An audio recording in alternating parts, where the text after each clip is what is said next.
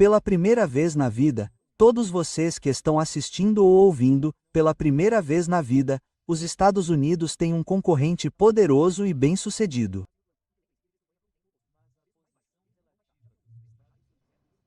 Não tivemos isso antes.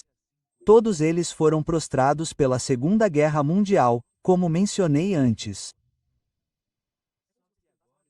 Mas agora temos uma potência extremamente bem-sucedida e em rápido crescimento, a China. Isso muda tudo. E eles estão ganhando e crescendo. Este ano, os Estados Unidos aumentarão seu PIB em talvez 2%, 2 e alguma coisa. O crescimento da China este ano será de 5%. Vocês entendem? É implacável. A Rússia não venceu a guerra na Ucrânia sozinha. Ela venceu porque logo atrás dela está a China. Quando os Estados Unidos e os europeus pensaram que poderiam prejudicar a Rússia não comprando o petróleo e o gás de cujas exportações a Rússia depende, a Rússia sorriu. E se virou para a Índia e a China e disse: vocês se importariam de comprar nosso petróleo e gás por um tempo enquanto cuidamos dessa guerra? Sem problemas. O Sr. Modi e o Sr. Xi Jinping tomaram essa decisão. Como todos deveriam ter entendido, eles tomariam. Os Estados Unidos disseram: nós os sancionaremos. Eles riem. Só os americanos levam essas ameaças a sério porque não querem encarar o que estou tentando transmitir aqui. Estamos em um mundo novo e a negação não é uma resposta adequada. Estamos caminhando para uma rota de colisão. O Sr. Trump, que concorreu, e não tenho motivos para duvidar de sua sinceridade nesse ponto, que fez campanha dizendo, entre outras coisas, que queria acabar com essas guerras sem fim. Você se lembra que ele acabaria com a Ucrânia em 1 ou 2 dias, e que consertaria tudo em Gaza, e faria isso, aquilo e outra coisa. Ele não fez nada disso. A guerra na Ucrânia prosseguiu. Ele não a resolveu em uma semana e não a resolveu com um telefonema. Ele simplesmente não a resolveu. E sobre guerra sem fim, ele atacou o Irã. Isso não é acabar com uma guerra. Isso é provocá-la. Ele ameaçou o presidente do México de invadir o país ostensivamente para lidar com drogas. Ele ameaçou o Canadá de transformá-lo no 51º estado. Ele ameaçou a Dinamarca de tomar o poder. A Groenlândia está longe disso. Recentemente, ele ameaçou a Nigéria porque não gosta da forma como muçulmanos e cristãos atacam igrejas cristãs. E como vocês sabem, ele deslocou grandes quantidades de nossos militares para a costa da Venezuela e ameaça atacar lá. Isso é militarismo enlouquecido. E é muito difícil não ver isso.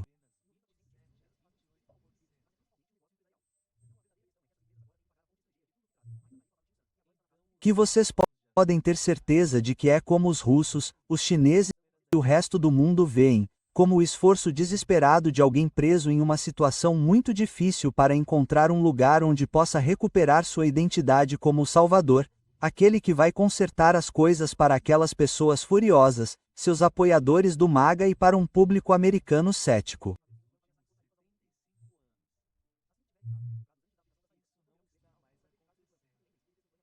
Uma nova guerra legal, pelo menos por um tempo, pode fazer isso.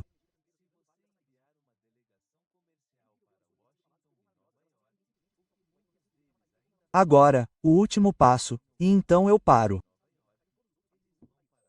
Onde as tarifas se encaixam? Bem, aqui você tem que admirar porque é um pouco complicado, mas acho que posso simplificar para vocês. Com licença. Tarifa é um imposto. Todos vocês devem estar cientes. É apenas o nome de um imposto de um tipo específico. É um imposto cobrado sobre qualquer coisa produzida fora dos Estados Unidos que seja trazida para os Estados Unidos para ser vendida e consumida aqui. A tarifa afeta somente isso. Por exemplo, o vinho produzido em Napa Valley e vendido em todos os Estados Unidos não tem tarifa. O vinho produzido na França, Itália ou Austrália que chega aos Estados Unidos paga a tarifa porque é um item importado. E o propósito aparente de tudo isso era dois.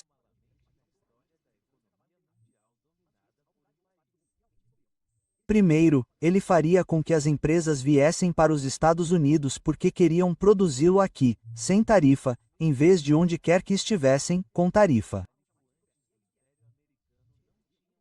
Elas escapariam da tarifa. Sabe, se você não quiser pegar a rodovia e pagar a taxa, pode ir para estradas secundárias e chegar lá sem pagar a taxa. Uma ideia muito simples. Então ele disse: vou trazer empregos de volta para a América. E a função número 2 das tarifas sendo um imposto era ajudar o governo a ser menos necessitado de empréstimos porque obteria uma nova fonte de receita. Você pode até dizer: uau, já que as pessoas que pagam tarifas são empresas de importação na América, é um imposto sobre as empresas. Aspas. E vocês me ouviram dizer há alguns minutos, não se pode taxar a classe doadora, não se pode taxar as empresas. Mas lembrem-se, a tarifa só atinge as empresas importadoras, número 1. E número 2, ele deu a elas um grande corte de impostos antes de impor a tarifa. Então elas saem muito bem. E o que as pessoas que recebem uma tarifa fazem, claro, é aumentar o preço, e é por isso que nossa inflação continua. A empresa importadora aumenta o preço para o varejista para que não seja prejudicada por essa tarifa. Elas a repassam. E os conselheiros do Sr. Trump deveriam saber disso porque as tarifas têm centenas de anos. Eu dou cursos sobre comércio internacional e uma parte do curso é sobre tarifas e ensinamos os alunos com base na experiência de muitos países ao longo de muitos anos. Quando as tarifas funcionam? Quando elas falham? O Sr. Trump apresentou a tarifa como se fosse algo inquestionavelmente bom. Não é, não era, e ele contava com a mídia americana para não ensinar a vocês o que eles poderiam ter e o que deveriam ter. Acontece muito, pessoal. O que a tarifa fez? E essa é outra parte do nosso dilema. A tarifa foi uma declaração dos Estados Unidos de guerra econômica contra todos os outros países do mundo.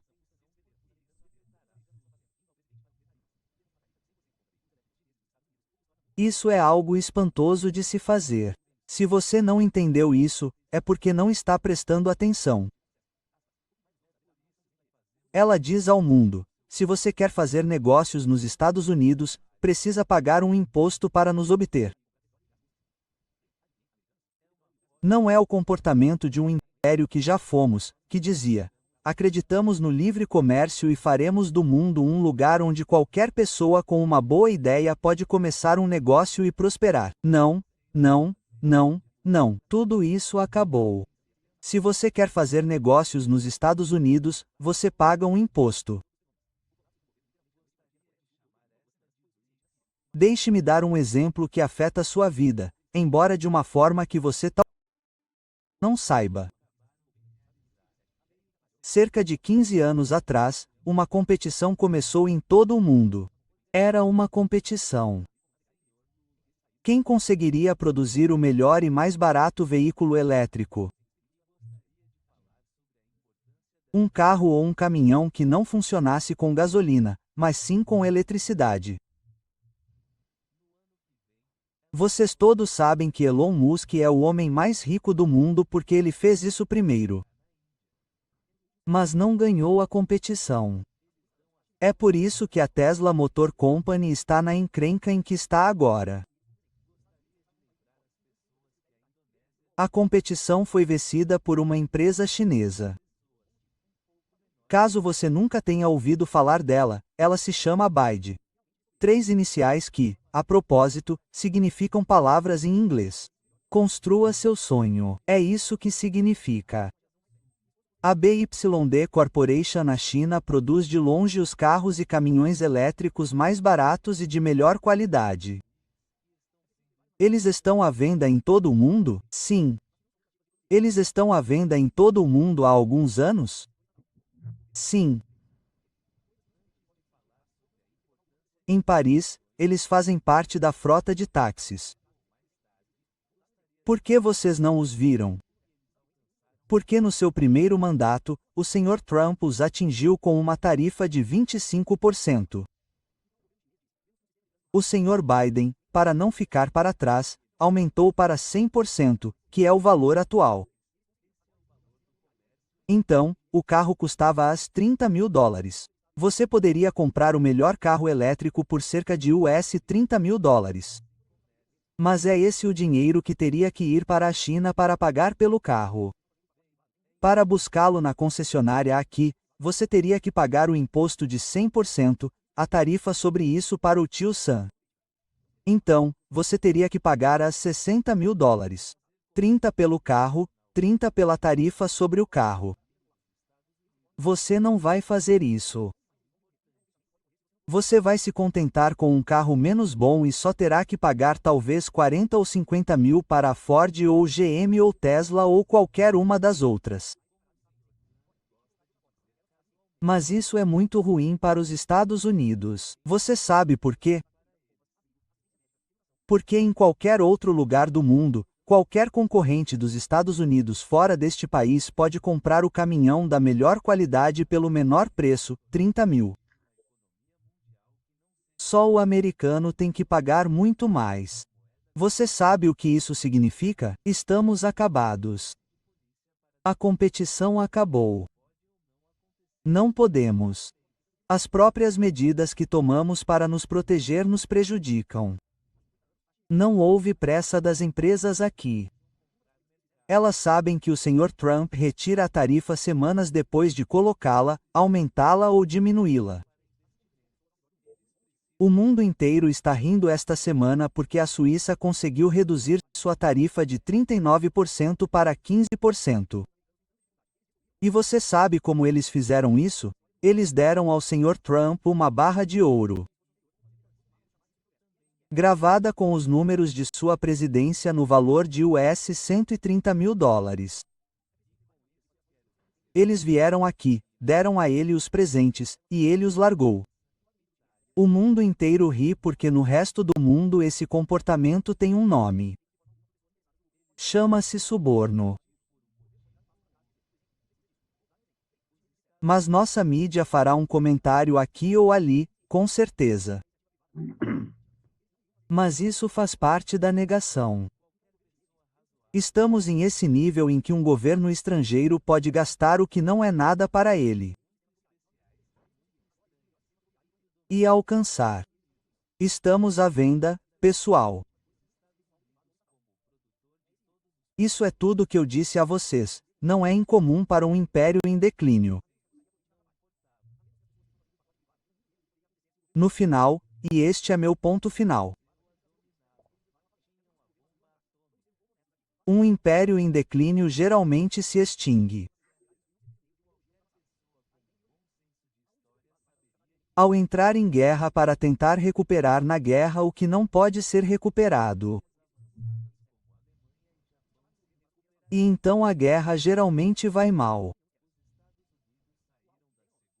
Perto do fim do Império Romano, eles se referiam a todas as pessoas que se aglomeravam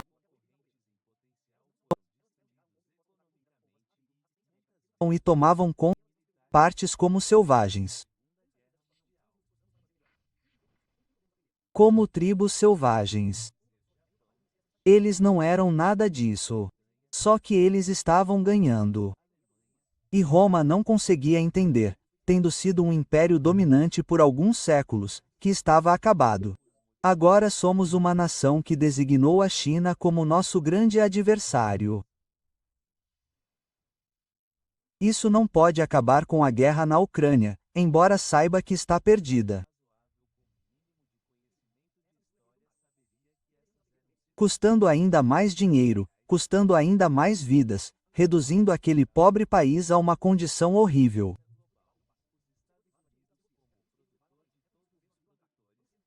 Então o fato é que enfrentamos o seguinte: ou continuamos do jeito que temos feito, o que terminará em uma guerra com a China e os tijolos. E não há como os Estados Unidos vencerem uma guerra dessas. Eles têm armas nucleares, provavelmente mais do que nós. A China e os tijolos juntos representam mais da metade da população deste planeta. Os Estados Unidos representam 4,5% da população deste planeta. Os Estados Unidos no G7 representam menos de 20% da população deste planeta. Acabou.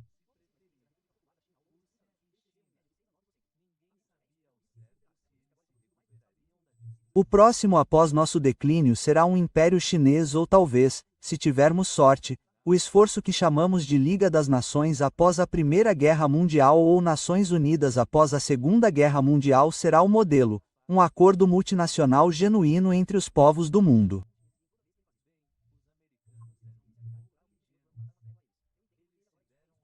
Portanto, eles não replicam a história que acabei de tentar resumir. Essas são nossas escolhas reais. Mas não sou pessimista. Na verdade, sou otimista. Acho que lenta, dolorosa e hesitantemente estamos construindo neste país nossa nova iniciativa política que irá ao povo, contará a história.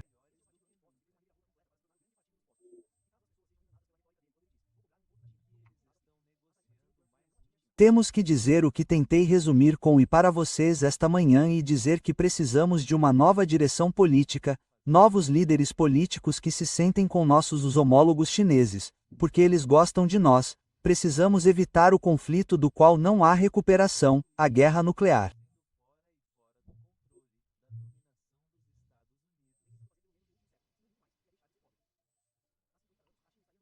E talvez se tomarmos a iniciativa aqui, encontraremos almas gêmeas lá que nos encontrarão no meio do caminho. E o melhor argumento para essa estratégia é que ela é melhor do que qualquer alternativa. Então, compartilhe este vídeo com outras pessoas que possam estar interessadas ou preocupadas. É por isso que as fazemos.